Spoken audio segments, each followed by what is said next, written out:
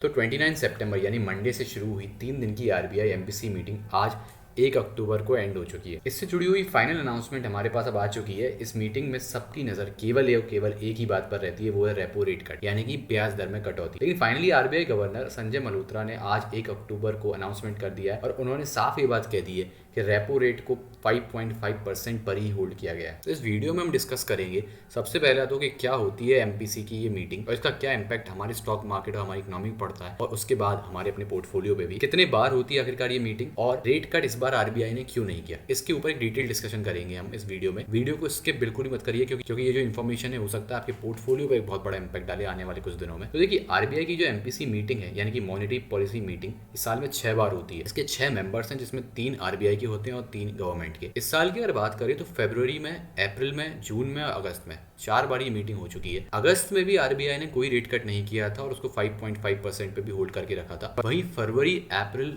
और जून में आरबीआई ने टोटल मिलाकर 100 पॉइंट का रेट कट किया। यानी कि फरवरी में रेपो रेट 6.5% पे थी और उसके बाद 3 बार रेट कट करने के बाद रेपो रेट 5.5% पर आ गई और अगस्त अक्टूबर से वहीं पे है। इस बार भी अक्टूबर में जो आरबीआई ने आज ही अनाउंसमेंट किया है तो रेपो रेट को 5.5% पर ही होल्ड करके रखा। लेकिन आखिरकार सवाल ये पैदा होता है कि आखिरकार ये रेट कट होती क्या है और इसका इम्पैक्ट स्टॉक मार्केट पे और इकोनॉमी पे क्या पड़ता है। इसके ऊपर हम इस वीडियो में डिस्कस करने वाले हैं। तो देखिए, ये जो मीटिंग होती है आरबीआई की, इंडिया की सबसे बड़ी पॉलिसी मीटिंग होती है। अब इसका क्या स्ट्रक्चर है और इसका क्या इम्पैक्ट पूरी देश की लिक्विडिटी और कैश फ्लो पर पड़ता है, उसी के ऊपर अब डिस्कशन करने जा रहे हैं। तो बैंक जो है वो आरबीआई से पैसा लेते हैं एक पर्टिकुलर इंटरेस्ट के ऊपर। इसी इंटरेस्ट को हम रेपो रेट कहते हैं। अगर आरबीआई अपनी रेपो रेट को कम कर देती है यानी कि गिरा देती है तो बैंक्स को जो इंटरेस्ट है आरबीआई से मिलने वाला है वो कम इंटरेस्ट पे मिल जाता है यानी कि चीपर मिल जाता है। इसके बाद बैंक भी कम ही इंटरेस्ट पे पैसा लोन पे देगी। तो अगर बैंक को सस्ता लोन आरबीआई से मिलेगा तो वो सस्ता लोन हमारे जैसे इंडिविजुअल्स और कंपनी को देगी। जब हमारे जैसे इंडिविजुअल्स और कंपनी के ऊपर लोन चीपर मिलेगा तो हम ज़्यादा पैसा उधार ले सकेंगे और ज़्यादा से ज़्यादा पैसा हम इन्वेस्ट कर सकेंगे स्टॉक मार्केट में। ये होता है एक डायरेक्ट रिलेशन आरबीआई की रेपो रेट कट का हमारे अपने पोर्टफोलियो से। बेसिकली ऑल ओवर मार्केट की लिक्विडिटी का डायरेक्ट इम्पैक्ट रेपो रेट के कट से होता है। तो यहाँ पे 2 कंडीशंस होती हैं। पहला, रेट कट होती है और दूसरा, रेट कट अगर नहीं होती। अगर रेट कट होती है तो बोरोइंग कॉस्टलियर हो जाती है यानी कि महंगी हो जाती है। बैंक अपना इंटरेस्ट रेट लोन के ऊपर बढ़ा देते हैं, डिमांड गिर जाती है और इन्फ्लेशन भी नीचे आ जाता है। अगर आरबीआई रेपो रेट घटाती है तो ऐसे में लोन्स और भी ज़्यादा सस्ते हो जाते हैं, डिमांड बढ़ जाती है और आखिरकार ग्रोथ बढ़ जाती है। बेसिकली इसका इम्पैक्ट ईएमआईज पे, एफडी रेट्स पे, होम लोन्स पे, कार लोन्स पे, पर्सनल लोन्स पे और एंड में हमारे पूरे पोर्टफोलियो पे इम्पैक्ट इसका पड़ता है। अब इसमें सबसे ज़रूरी जो बात समझने की है वो ये है कि आरबीआई इसको किस तरीके से मैनेज करती है। तो आरबीआई इसमें सबसे ज़्यादा मेन जिस बात का ध्यान रखती है वो है हमारा इन्फ्लेशन यानी कि महंगाई।